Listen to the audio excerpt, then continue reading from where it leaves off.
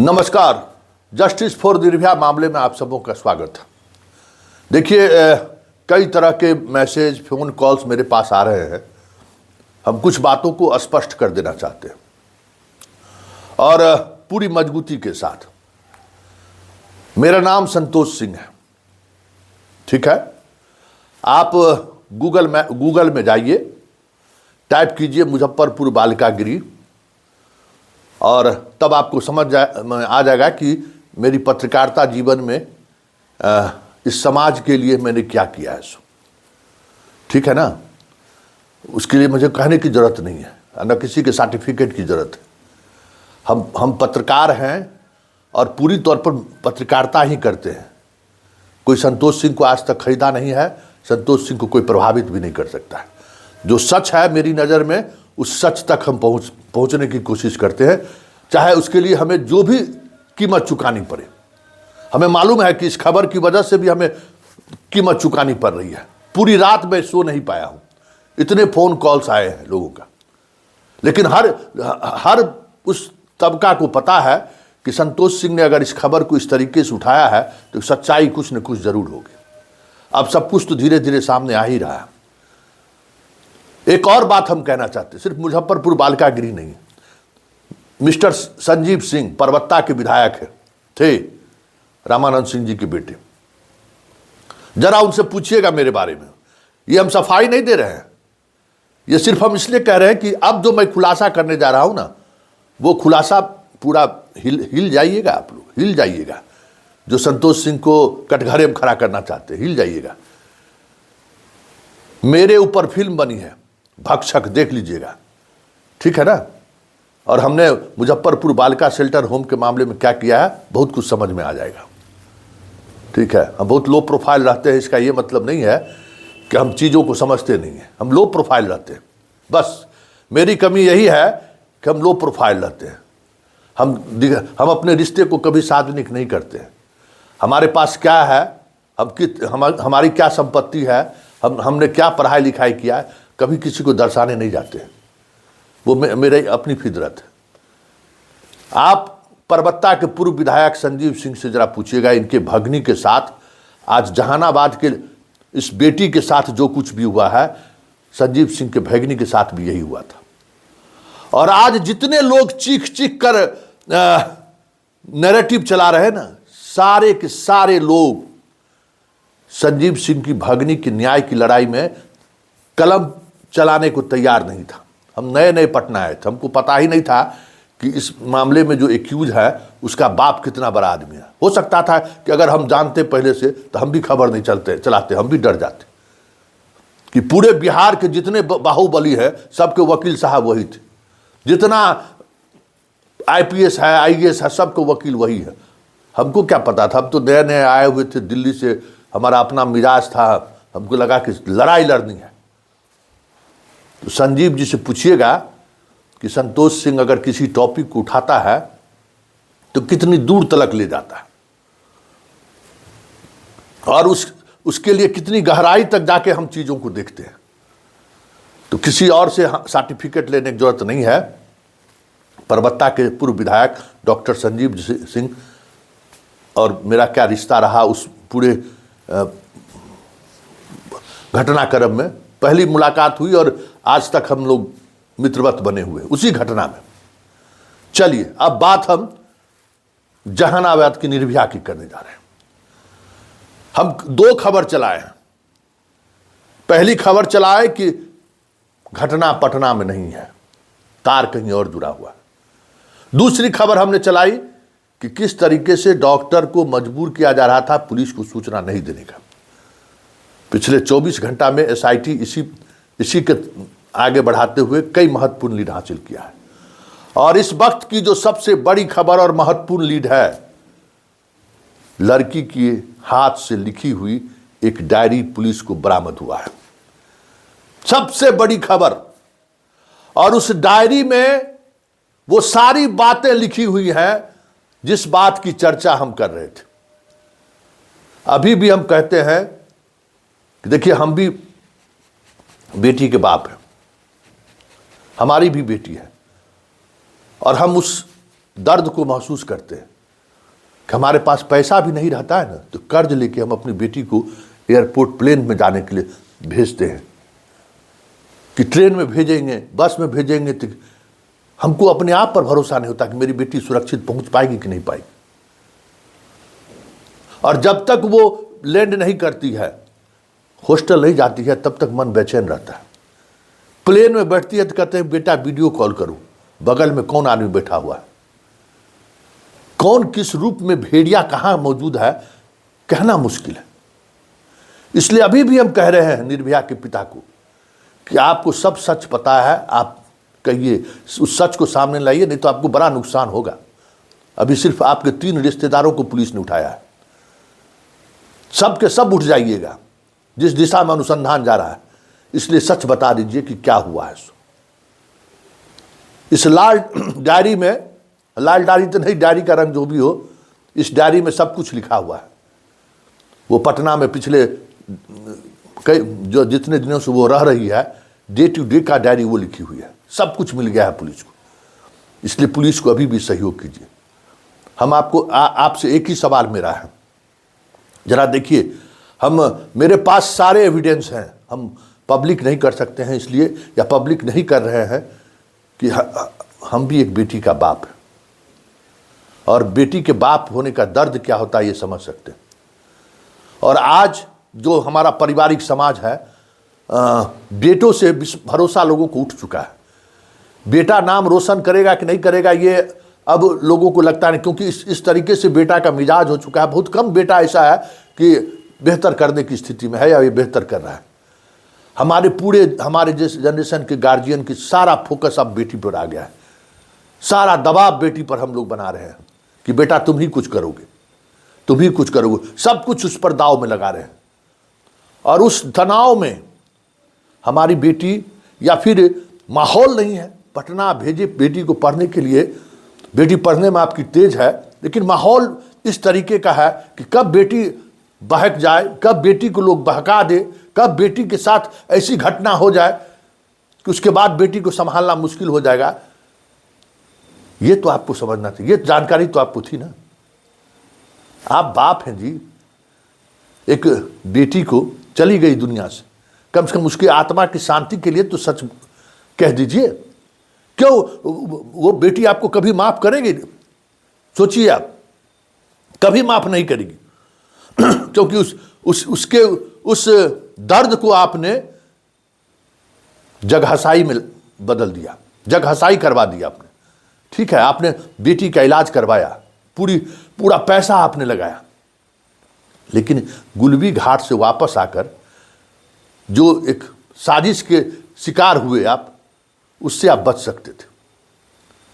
आप सीधे सीधे तौर पर जो दरिंदगी की जो बातें हुई थी उसको आप पुलिस को कहकर चीज़ों को आप कम से कम एक बाप की जिम्मेवारी से आप मुक्त होते, चाहे आपका इस साला ही शामिल क्यों नहीं होता, बेटा ही शामिल क्यों नहीं होता, भतीजा ही शामिल क्यों नहीं होता, आज आप निशाने पर नहीं होते। देखिए ये चैट, देखिए 24 तारीख का चैट है, 24 जिस दिन लास्ट दिन ये पटना से गई है उस दिन का ये चैट है। चैट हम बंद करके चला रहे हैं। उस चैट में बहुत सारी बातें लिखी हुई है। हमें अब इस दुनिया में नहीं रहना है। साइनाइड से लेके किस तरह की जगह जहर का हम इस्तेमाल करें जो हम इस दुनिया से चले जाएं। 24 तारीख की रात में, 24 दिसंबर को, और 24 दिसंबर के 3:27 पर यह खबर अगर हमारे उस निर्भया के पिता अगर सुन रहे होंगे तो जरा बताएं कि नहीं ये गलत बात है, बेटी ने आपको फ़ोन किया था कि नहीं, और आप सुबह सुबह अपने परिवार के लोगों से गाड़ी लेके आए थे यहाँ कि नहीं। बोलिए कि हम गलत बोल रहे हैं। और आप बेटी को समझाने की कोशिश की, जो कुछ भी किया आपने, एक बाप वही कर सकता है, उससे ज़्यादा नहीं कर सकता। आपने समझाने की कोशिश की, आप उसको ट्रैक पर कैसे आ जाए, बीते हुई बात को वो कैसे भूल जाए, सब कुछ आपने किया होगा, हम मानते हैं।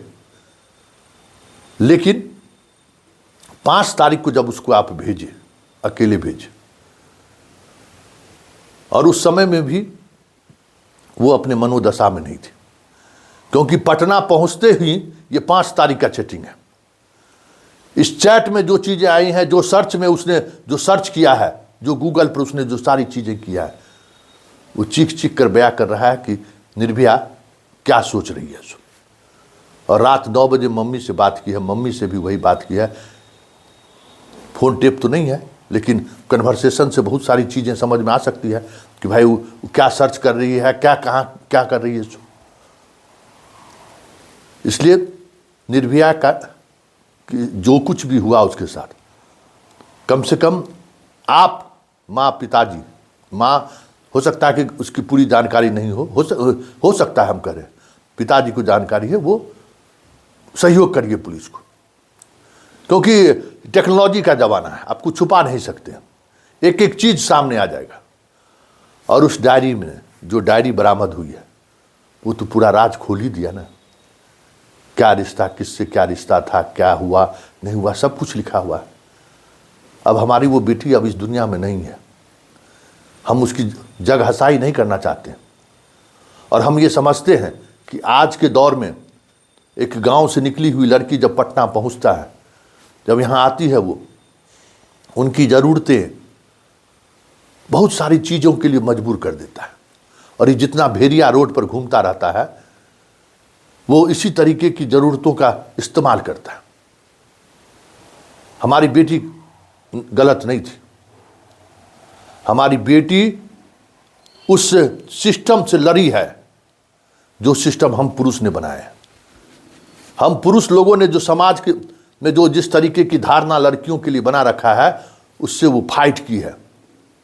पिछले 1 साल से वो फाइट कर रही है। उसके डायरी में लिखी गई एक एक पंक्ति उस हालात को वर्णित कर रही है, उस हालात को जता रही है कि उसके साथ क्या क्या सिचुएशन हुई, किस तरीके से वो घटित हुई और क्यों इस हद तक वो सोचने लगे। सब कुछ है डायरी में। उसके डायरी के पढ़ने से साफ दिख रहा है कि वो समाज से, परिवार से, अपने आप से कैसे वो लड़ रही है, कितना वो अंदर से टूट चुकी है। हम लोग कैसा समाज बना के दिए हैं अपने बेटियों के लिए, जरा सोचिए तो सही है। घर में सुरक्षित नहीं है बेटी, बाहर की तो बात छोड़ दीजिए। जब हम घर में माहौल नहीं बना पा रहे हैं सुरक्षित अपने बच्चों के लिए, अपनी बेटियों के लिए, अपनी बहन के लिए, अपनी दादी नानी के लिए, तो फिर हम बाहर कौन सा समाज बनाएंगे, सुरक्षा की बात सोचेंगे? भाई जरा सोचिए ना। मतलब उसके डायरी के एक एक पंक्ति हमें, मतलब कह सकते हैं कि अंदर से झकझोर कर रख दिया कि किस इस समाज के बनाने में मेरी भी भूमिका है ना। कैसा समाज बनाए जहां एक मासूम लड़की इस तरीके से व्यथित होकर अपनी बात लिख रही है। सोचिए, वो डायरी हम सार्वजनिक करेंगे, बिहार के 14 करोड़ आबादी के सामने वो डायरी हम सार्वजनिक करेंगे और उसके हर एक एक पंक्ति को हम सामने लाएंगे और एक एक बाप से पूछेंगे जिसने अपने बेटे को क्या शिक्षा दिया है। जरा उसके एक एक पंक्ति से समझिए, उसके एक एक पंक्ति में वो दर्द है। हम मीडिया वाले से जो नैरेटिव बना रहे हैं ना, उस मीडिया वाले को भी हम एक्सपोज करेंगे। किस किस मीडिया ने कैसे पैसा लेके खबर को प्लांट किया है वो भी हम एक्सपोज करेंगे। क्योंकि निर्भया की लड़ाई अगर हम बिहार के लोग हार गए तो ये तय मानिए कि किसी की बेटी सुरक्षित नहीं रहेगी, किसी की बेटी सुरक्षित नहीं रहेगी, सुरक्षित घर नहीं पहुंच पाएगी। हर दिन, हर रात, हर पल चिंता में हम सब डूबे रहेंगे। इसलिए निर्भया की लड़ाई हमारी आपकी लड़ाई नहीं है, इस प्रदेश के बेटियों की लड़ाई है। और मीडिया ने जो कुकृत्य किया है ना, उस कुकृत्य को भी उजागर होना जरूरी है कि ये निर्भया के लिए नहीं है, ये एक खास एजेंडे के लिए, एक खास उद्देश्य के लिए, चंद पैसे के लिए खबर का सौदा कर रहा है। ये सारे सौदागरों को हम एक्सपोज करेंगे। मैं तो देखा है ना, मैंने तो पहले कहे ना कि मुजफ्फरपुर बालिका गृह कांड में जब हम खबर चलाना शुरू किए थे, 1 महीने तक अकेले मैंने खबर चलाई। 1 महीने तक किसी मीडिया हाउस ने उस खबर को नहीं लिया। हाईकोर्ट ने मुझ पर खबर चलाने पर रोक लगवा दिया, फिर भी हम खबर चलाते रहे। हम उस दिन भी बोले थे हाई कोर्ट में कि हम जनता के प्रति जिम्मेवार हैं, किसी कोर्ट के प्रति जिम्मेवार नहीं है। और वो जो बच्ची है जिसके साथ गलत कुकर्म हुआ है, न उसका कोई माँ है न बाप है, उसको कोई देखने वाला नहीं है। अगर हमने महसूस किया तो ये मेरी पहली जिम्मेवारी है, आप हमको जेल भेज दीजिए। सुप्रीम कोर्ट ने रोक लगा दिया हाई कोर्ट के उस फैसले को। यहां तक हम लड़े, लेकिन उस लड़ाई के बावजूद भी मुझे लगा था कि नहीं, बिहार की बेटियां सुरक्षित हैं, कोई नजर नहीं उठा सकता है। लेकिन इस निर्भया के मामले में हमें लगा जिस तरीके से सोसाइटी और मीडिया का एक बड़ा तबका व्यक्तिगत स्वार्थ के लिए निर्भया का इस्तेमाल कर रहा है, तो मुझे लगा कि ना, हमारी बेटी सुरक्षित नहीं है इस प्रदेश में। क्योंकि ये लोग कुछ भी कर सकता है अपने स्वार्थ में। बेटी की बलि तो चढ़ाता ही रहा है, इतिहास ही रहा है ना, बेटी का बलि तो हम चढ़ा ही देते हैं। लेकिन बेटी के लिए इस हद तक कॉन्स्पिरेसी में शामिल हो जाएगा कोई बाप, कोई भाई, कोई मामू, कोई डॉक्टर। हे भगवान, पृथ्वी फट काहे न जा रहा है भाई। इसलिए ये लड़ाई अब ये जहानाबाद से नहीं, पूरे बिहार से निकलकर ये पूरे बिहार में फैल चुका है। जहानाबाद में किसको पुलिस उठाई है, जहानाबाद के लोगों को पता है। हमें इसे कुछ नहीं कहना है, हमें सिर्फ इतना ही कहना है कि इस निर्भया के आड़ में जो सियासत बैठकर लोगों ने, चंद डॉक्टर और एमआर और मीडिया वाले ने बैठकर जो रणनीति बनाया है ना, उस रणनीति के आपके सामने हम एक्सपोज कर ला के खड़ा कर देंगे। एक्सपोज करके जो चीख चिल्ला कर कह रहे हैं ना, सबको मुझसे बेहतर कौन जानता है। अभी जो पटना में जो पत्रकार है उसको, सबके साथ हम काम किए हुए ना, सबके हम रग रग जानते हैं कि क्या किया है पत्रकारिता जीवन में सब। इसलिए अब ये निर्भया की लड़ाई सच सामने आना चाहिए, क्योंकि इस भेड़िए ने उस दरिंदगी को उजागर करने या उस दरिंदे के खिलाफ कार्रवाई हो, ये मुहिम कभी नहीं चला है। ये मुहिम चंद स्वार्थ और चंद पैसे के लिए हमारी बेटी के अस्मत पर इन लोगों ने सब को सामने लाकर खड़ा कर दिया है।